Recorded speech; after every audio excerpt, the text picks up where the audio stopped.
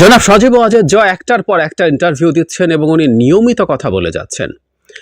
মানে আমরা শুনেছিলাম আগে যে তার মা শেখ হাসিনা তাকে রাজনীতিতে পুরোপুরি ইনভলভ করার চেষ্টা করেছিলেন, কিন্তু উনি ইনভলভ হয় নাই। অবশ্য হতেই পারে, আমেরিকায় বসে বসে দেশ থেকে বিলিয়ন বিলিয়ন ডলার যাবে আর সেটা নিয়ে শান শওকত করবেন। তার বাংলাদেশে এসে টাফ লাইফ লিড করে রাজনীতি করতেও তো টাইপ সময় যেতে হয়, কেন করবেন? তো শোনা যায় সেসব কারণেই উনি আর এসব করেননি, কিন্তু ইদানিং তাকে খুবই রাজনৈতিক বক্তব্য দিতে দেখা যাচ্ছে। এবং একটা সমস্যা তো হয়তো আমরা দেখেছি যে তার বক্তব্যের কনসিস্টেন্সি নাই। তিনি আজ এটা বলেন তো কালোটা বলেন, পরশু সেটা বলেন। ফলে যেটা হয়েছে, আমরা অনেকে তাকে উড়িয়ে দিতে চাচ্ছি যে তার কথায় পাত্তা দেবার কিছু নাই, প্রচুর কথা বলছে, ফালতু কথা বলছে, নানা রকম অ্যাডজেক্টিভ ব্যবহার করছেন তাকে নিয়ে। ফলে আমরা মনে করছি পাত্তা টাত্তা দেওয়া যাবে না, পাত্তা দেওয়া ঠিক হবে না। কিন্তু আমার মনে হয় সজীব ওয়াজেদ জয় কোথায় কি বলছেন সেটা আমাদের একটু চোখ রাখা দরকার। খুব গুরুত্ব দেওয়ার দরকার নেই, আবার একেবারে ফেলে দেওয়ারও দরকার নেই, কারণ তার মা এখনও ভারতে আছেন এবং তিনি ভারতীয় মিডিয়ার সাথে অনেক কথা বলছেন। ইন্টারন্যাশনাল মিডিয়ার সাথে দু একটা জায়গায়, রয়টার্সে একবার কথা বলেছিলেন, যেখানে তিনি ক্লেম করেছিলেন যে তার মা পদত্যাগ করেননি, যদিও তার মা পরে জানিয়েছেন তিনি পদত্যাগ করেছেন। কিন্তু ওর বাইরে উনি মূলত ভারতীয় মিডিয়ার সাথে কথা বলছেন। এবং আমাদের মাথায় এটা রাখতে হবে যে ভারতীয় মিডিয়া তাকে দিয়ে কি বলাতে চায়, আমরা সেটাও দেখব। আসলে সম্প্রতি একটা ইন্টারভিউ আবার আমাদের সামনে আসলো। এটা হচ্ছে, ওখানে একটা সাক্ষাৎকার আছে, ইন্ডিয়ান এক্সপ্রেস যে পত্রিকা আছে তারা ভিডিও সাক্ষাৎকার নিয়েছিল মিস্টার জয়ের। এর মধ্যে সবচেয়ে গুরুত্বপূর্ণ ভারতের রোল নিয়ে, ভারতের কি রোল প্লে করা উচিত সেটা নিয়ে কথা বলেছে। আমি সেই জায়গায় আসবো। এছাড়া আরও কয়েকটা কথা বলেছেন এবং আমরা খেয়াল করব সাম্প্রতিক সময়ে তার বক্তব্যের মধ্যে তার মা যেমন বলছেন সব কিছু ঠিক হয়েছে, যা যা করেছেন সব ঠিক হয়েছে, মাঝখান থেকে কেউ উল্টোপাল্টা করেছে। জয়ের ক্ষেত্রে আমরা দেখছি মাঝখান থেকে অনেক উল্টোপাল্টা করছে বলছেন, কিন্তু তাদের কিছু ভুল হয়েছে এই ধরনের একটা স্বীকারোক্তি তার বক্তব্যের মধ্যে দেখি।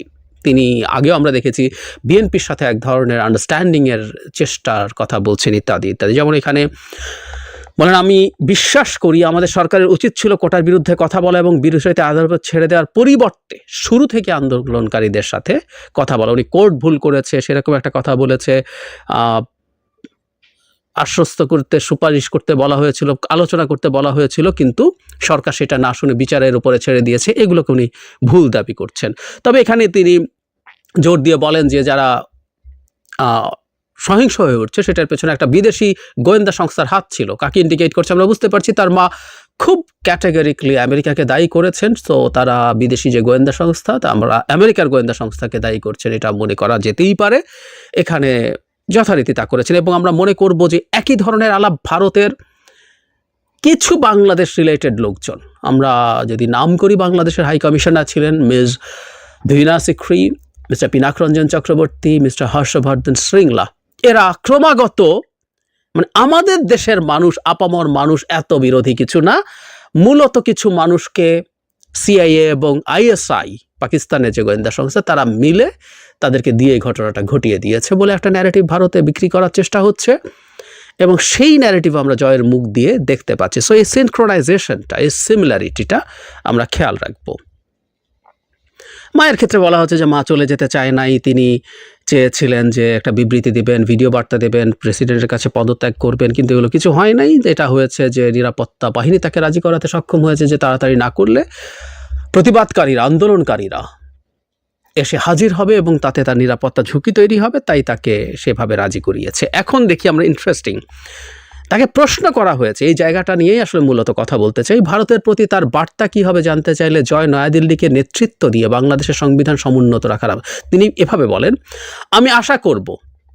তাকে জিজ্ঞেস করা হয়েছিল ভারতের প্রতি তার বার্তা কী, তখন তিনি বলছেন, আমি আশা করব ভারত নিশ্চিত করবে যে 90 দিনের সাংবিধানিক সময়সীমার মধ্যে বাংলাদেশে নির্বাচন অনুষ্ঠিত হবে, অরাজকতা বন্ধ হবে এবং আওয়ামী লীগকে প্রচারণা ও পুনর্গঠনের অনুমতি দেওয়া হবে। যদি সেটা নিশ্চিত করা হয়, আমি এখনও নিশ্চিত যে আমরা নির্বাচনে জয়ী হব, আমরা এখনও সবচেয়ে জনপ্রিয় দল। জায়গাটা আমি আবার পড়ি, আমি আশা করব ভারত নিশ্চিত করবে যে 90 দিনের সাংবিধানিক সময়সীমার মধ্যে বাংলাদেশের নির্বাচন অনুষ্ঠিত হবে, অরাজকতা বন্ধ হবে এবং আওয়ামী লীগকে প্রচারণা ও পুনর্গঠনের অনুমতি দেওয়া হবে। যদি সেটা নিশ্চিত করা হয়, আমি এখনও নিশ্চিত যে আমরা নির্বাচনে জয়ী হব, আমরা এখনও জনপ্রিয় দল। তার মানে ভারতের প্রতি বার্তা পত্রিকা জানতে চেয়েছে, তার জবাব তিনি দিচ্ছেন 90 দিনের সাংবিধানিক যে বাধ্যবাধকতা সেটায় বাংলাদেশের নির্বাচন, তার মানে ভারত যেন বাংলাদেশকে 90 দিনের মধ্যে নির্বাচন হয় সেই চাপ দেয়। এটা হলো এক।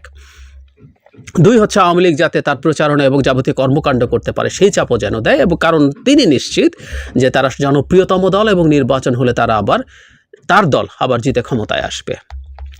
এইসব পরের অংশগুলো ফালতু কথাগুলো বাদ দিয়ে আওয়ামী লীগ জনপ্রিয় কি জনপ্রিয় না, তারা কি পাবে না পাবে, কিন্তু আমরা একটা জিনিস কি মেলাতে পারি, গত নির্বাচনের আগে যখন আমেরিকা সরকারকে চাপ দিচ্ছিল তখন ভারতের ব্যাপারে আমাদের মধ্যে কনসার্ন ছিল যে আসলে এই আলাপ আমরা অনেকে করেছি, ভারত যদি সরকারের সাথে পুরোপুরি থেকে যায় তাহলে আসলে will be really very tough, কারণ ভারত এখানে যে পরিমাণ তার সফট পাওয়ার আছে সেগুলো ব্যবহার করে সে আসলে সরকারকে ক্ষমতায় রেখে দিতে পারে। সুতরাং এই কনসার্নের জায়গা ছিল, এবং তখন দলীয় নেতাকর্মী এবং সরকারে যারা চাকরি করেন তাদের মনোবল রক্ষা করার জন্য জনাব ওবায়দুল কাদেরের দিল্লি আছে আমরা আছি, মানে তলে তলে সমঝোতা হয়ে গেছে, দিল্লি আছে আমরা আছি, সো দিল্লিকে ম্যানেজ করি তারা ক্ষমতায় আছেন বলেছে, এটা আমাদের মনে আছে। তার বছরখানেক আগে খুব আলোচিত পররাষ্ট্রমন্ত্রী বলেছেন, ভারতে গিয়ে উনি বলেছেন আওয়ামী লীগ বা শেখ হাসিনার সরকারকে অ্যাট এনি কস্ট যেভাবেই হোক ক্ষমতায় রাখতে হবে, একদম প্রকাশ্যে দাঁড়িয়ে একটা হিন্দু সম্প্রদায়ের মানুষদের একটা সমাবেশে সভায় তিনি ক্লিয়ারলি এভাবে বলছিলেন। সুতরাং ভারত বাংলাদেশে এগুলো করেছেও, সত্যিকার অর্থে করেছেও।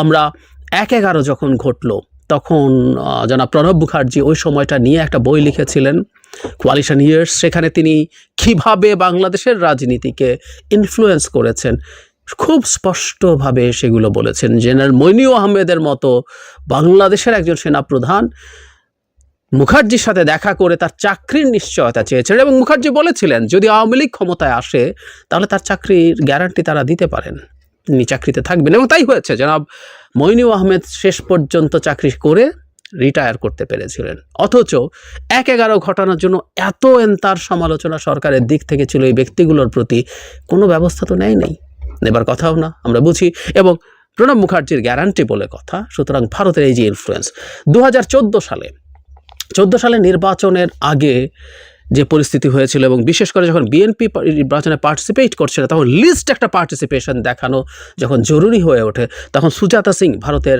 পররাষ্ট্র সচিব বাংলাদেশে আসেন এবং হুসাইন মোহাম্মদ এরশাদের সাথে দেখা করে তাকে চাপ দেন নির্বাচনে যাওয়ার জন্য। আমরা এরশাদের এই একটা জিনিস মনে রাখবো, আমাদের ইতিহাসের অংশ, এরশাদ সেই জিনিসটা ফাঁস করে দেন। এরশাদ একটা চমৎকার কাজ করেছিলেন, তারপর তাকে অসুস্থতার নামে তুলে নিয়ে গিয়ে সিএমএইচে আটকে রাখা এবং সেখানে জাতীয় পার্টির অন্য লোকজনকে নিয়ে আসা, এর মধ্যে অনেকেই উইথড্র করতে পেরেছিলেন কিন্তু অনেককে উইথড্র করতে দেয়া হয়নি, এই পরিস্থিতি কিন্তু তৈরি হয়েছিল। সব কিছু আমাদের নিশ্চয়ই মনে আছে।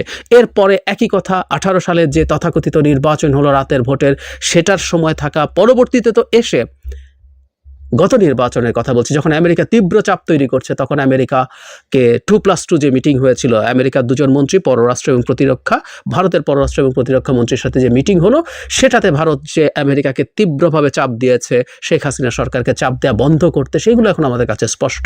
ফলে ভারত এই কাজগুলো করেছিল। ঠিক একই জায়গা আওয়ামী লীগ এখন ভারতকে আবার বলছে 90 দিনের বাধ্যবাধকতায় এই নির্বাচন নিশ্চিত করতে। কিন্তু আমরা একটা জিনিস তো নিশ্চয়ই বুঝতে পারি, বাংলাদেশে এই মুহূর্তে যে সরকার আছে, মানে এই একটা অভ্যুত্থান পরবর্তী যে সরকার, সেই সরকার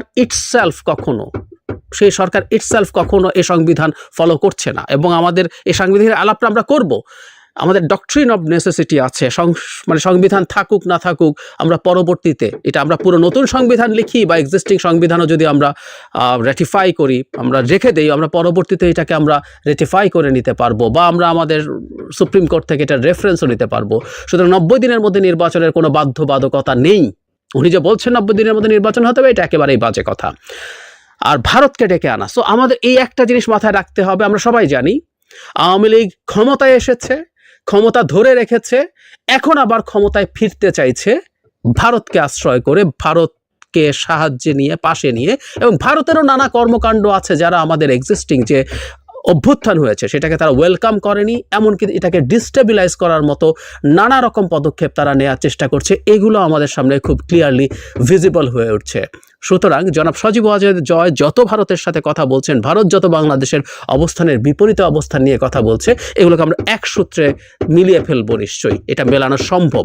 সুতরাং ভবিষ্যতের বাংলাদেশে ভারতকেও যদি আমাদের সাথে ডিল করতে হয়, ভারতকে তার জায়গা থেকে এটা খুব স্পষ্ট করতে হবে যে তারা শুধুমাত্র আওয়ামী লীগের সাথে সম্পর্ক তৈরি করতে চেয়েছিল, সেটা তাদের ভুল ছিল। সেই ব্যাপারে তাদের অ্যাপোলোজেটিক হতে হবে। নতুন সরকারের সাথে, ভবিষ্যৎ সব সরকারের সাথে, আওয়ামী লীগ ছাড়াও যেসব সরকার হবে, শুধু এই অন্তর্বর্তী না, ভবিষ্যতে আর যে কোনো সরকারের সাথে, সরকার এবং জনগণের সাথে তারা তাদের সম্পর্ক তৈরি করে কাজ করবে এবং আমাদের গণতন্ত্রকে সম্মান করে সমুন্নত রেখে সম্পর্ক তৈরি করবে, সেই ব্যাপারে তারা ক্ল্যারিফাই করবে।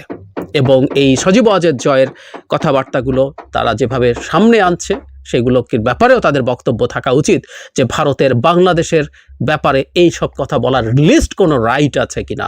দে মাস্ট ক্ল্যারিফাই দ্যাট।